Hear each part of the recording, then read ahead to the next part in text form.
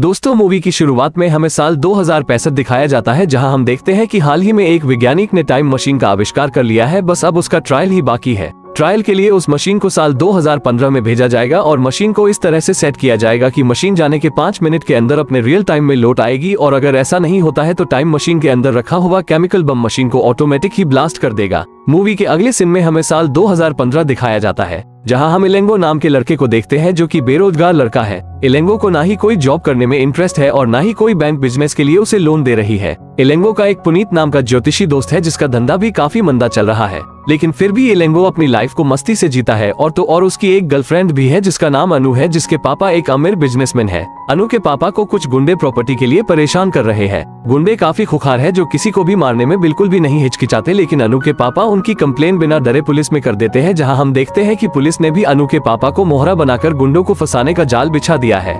जहां हम हर बार देखते हैं कि हर वक्त गुंडों का लीडर जिसका नाम कन्हैयालाल है, जिसका डॉग उसे एंड वक्त पर आकर हर बार मरने से बचा लेता है, लेकिन इस बार डॉग की चैन कहीं अटक जाती है, जिसके कारण डॉग वहां नहीं पहुंच पाता और गुंडों के लीडर कन्हैयालाल इनकाउंटर में मारा जाता है। और दोस्तों, बस इसी घटना से मूवी एक नया मोड़ ले लेती है। फिर हम देखते हैं अनु के पापा को अनु और इलेंगो के प्यार के बारे में पता चल जाता है, और अनु भी हड़बड़ाहट में कह देती है कि इलेंगो एक शेयर मार्केट कंसल्टेंट है। अनु के पापा भी इलेंगो का टेस्ट लेने के लिए उसे अपने ऑफिस में बुला लेते हैं। इलेंगो कोशिश तो बहुत करता है, लेकिन शेयर के बारे में उसे घंटा कुछ नॉलेज नहीं थी, इसलिए वो अपनी इंसल्ट करवा बैठता है। फिर दोस्तों, इलेंगो भी गम में डूब जाता है और अपने ज्योतिषी दोस्त पुनीत के साथ देवदास बनकर कहीं जा रहा होता है कि तभी उसका एक्सीडेंट एक सनकी वैज्ञानिक की कार से हो जाता है। फिर हम देखते हैं कि एक्सीडेंट स्पॉट पर वही टाइम मशीन जो साल 2065 से ट्रायल के लिए छोड़ी गई थी वहां आ जाती है, और सनकी वैज्ञानिक को पता चल जाता है कि ये एक टाइम मशीन है जो कि फ्यूचर से आई है, और वो सनकी वैज्ञानिक केमिकल बॉम्ब को फटने से पहले ही मशीन से बाहर फेंक देता है। और अब वो सनकी वैज्ञानिक इलेंगो और उसके दोस्त पुनीत को भी टाइम मशीन के कॉन्सेप्ट के बारे में समझाने लगता है। वो बताता है कि अगर वो इस मशीन की मदद से पास्ट में जाकर इलेंगो और अनु को पार्क में मिलने से ही रोक देंगे तो फ्यूचर में इलेंगो और अनु की लव स्टोरी का कॉन्सेप्ट ही खत्म हो जाएगा। यहाँ तक कि लव स्टोरी की यादें भी सभी के लिए समाप्त हो जाएगी, सिवाय उसके जिसने समय यात्रा करके पास्ट के साथ छेड़छाड़ की है।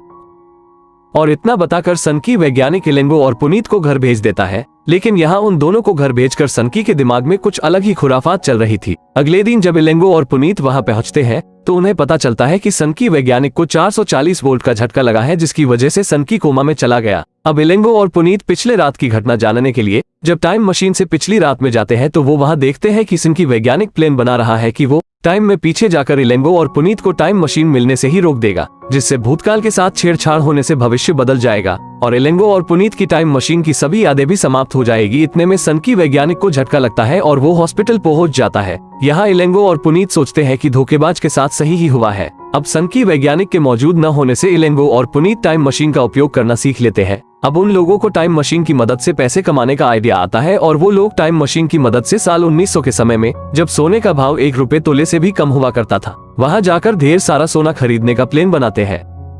लेकिन जब दोनों वहां जाते हैं तो उन्हें पता चलता है कि जो नोट 1900 के समय में उपयोग होते थे वो उनके पास 2015 में है ही नहीं, और उनकी करेंसी को 1900 के टाइम में नकली नोट समझकर वहां की पुलिस उन्हें जेल में डालने लगती है कि तभी वो लोग वहां से भागकर अपने रियल टाइम में वापस लौट आते हैं। अब इलेंगो और उसके ज्योतिषी दोस्त पुनीत को पैसे कमाने का एक नया आइडिया आता है। वो लोग एक नया काम शुरू करते हैं जिसमें वो लोगों का घुमा हुआ पुराने से पुराना सामान टाइम मशीन की मदद से ढूंढकर लोगों को उनके सामान की सही जगह बताते, जिससे उनकी सच्चाई की परीक्षा लेने एक रिपोर्टर भी आती है जो बताती है कि उसकी चैन मिल नहीं रही है जो कि कुछ दिनों पहले खो गई थी। इलेंगो टाइम में पीछे जाकर पता लगा लेता कि वो चैन उसकी साइड वाली बैग की चैन में है और फोन पर अपने ज्योतिषी दोस्त पुनीत को सारी बात बता देता है। पुनीत भी रिपोर्टर की चैन का सही पता बता देता है। रिपोर्टर ये सुनकर शॉक हो जाती है और अब इलेंगो और उसके ज्योतिषी दोस्त पुनीत का खोया हुआ सामान ढूंढने का धंधा भी जोरों शोरों से चलने लगता है और वो लोग कुछ ही दिनों में नोटों का ढेर लगा देते हैं। और यहाँ इलेंगो भी पास्ट में जाकर शेयर मार्केट का फ्यूचर पहले ही जान लेता है और अनु के पापा के साथ एक मीटिंग रखता है जहाँ इलेंगो शेयर मार्केट की एकदम सही प्रेडिक्शन कर देता है जो कि कुछ ही देर में सच भी हो जाती है। सभी लोग इतनी एक्यूरेट प्रेडिक्शन देखकर आश्चर्यचकित हो जाते हैं। वहां बैठा एक बूढ़ा आदमी बताता है कि उसे शेयर मार्केट का 65 साल का अनुभव है, लेकिन आज तक उसने ऐसा ज्ञानी नहीं देखा जो कि शेयर मार्केट की इतनी एक्यूरेट प्रेडिक्शन कर सके। और यहाँ अनु के पापा भी इलेंगो के टैलेंट से काफी प्रभावित होते हैं और अनु ने सही लड़का चुना है कहकर दोनों की सगाई कर देते हैं। फिर एक दिन इलेंगो को बूढ़ा आदमी मिलता है जो बताता है कि नेताजी सुभाष चंद्र बोस ने उन्हें एक मेडल दिया था जो कि उनके लिए अपनी जान से भी ज्यादा कीमती था, लेकिन कुछ दिनों पहले वो अचानक से घूम गया। बूढ़े आदमी की बात को सुनकर इलेंगो और पुनीत उस डेट एंड टाइम में जाते हैं जब मेडल गुम हुआ था। वो लोग वहां देखते हैं कि मेडल बालकनी से नीचे गिर गया है। पुनीत उस मेडल को उठाने लगता है, लेकिन वहाँ डॉग था जो उस मेडल को उठाने नहीं दे रहा था, जिससे पुनीत उस डॉग की अटकी चैन को खोलकर छोड़ देता है। और दोस्तों, कहानी इस घटना से एक नया मोड़ ले लेती है। दोस्तों, ये डॉग उसी खूंखार गुंडे कन्हैयालाल का है जिसको हमने मूवी की स्टार्टिंग में देखा था। और अब डॉग जाकर अपने मालिक कन्हैयालाल को पुलिस एनकाउंटर से बचा लेता है, जिससे भविष्य में रियलिटी पूरी तरह बदल जाती है। इलेंगो और पुनीत भविष्य में आकर देखते हैं कि अब वहाँ कन्हैयालाल जिंदा है,